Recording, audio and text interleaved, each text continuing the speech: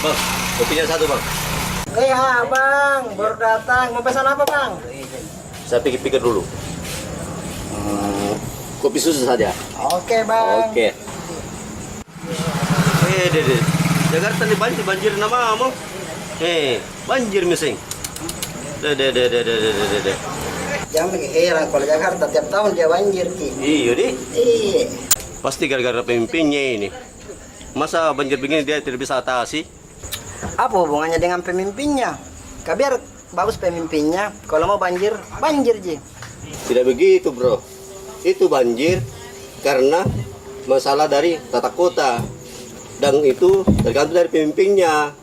Gitu, bro.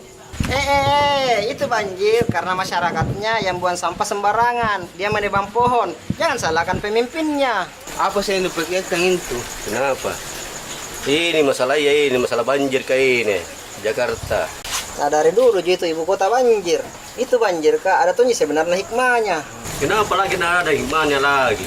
Apa dibilang hikmah itu, Kak? Beleng kapang.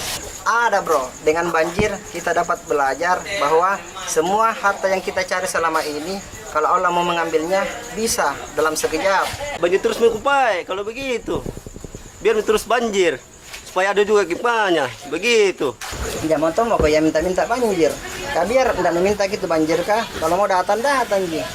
Itu aku bilang, pemimpin harus mengatur kota dan masyarakatnya. Masa begitu saja dia tidak bisa atasi? Banjir begitu? Astaga. Cocok nih. Tapi kita sebagai masyarakat jangan pernah saling menyalahkan. Tidak disalahkan, ya cuma dikritis saja. Nah, supaya itu tahun depan masih bisa diatasi masalah banjir. Itu aku bilang, maka dari itu kita harus saling tolong menolong untuk membantu korban bencana alam itu. Begitu lebih baik.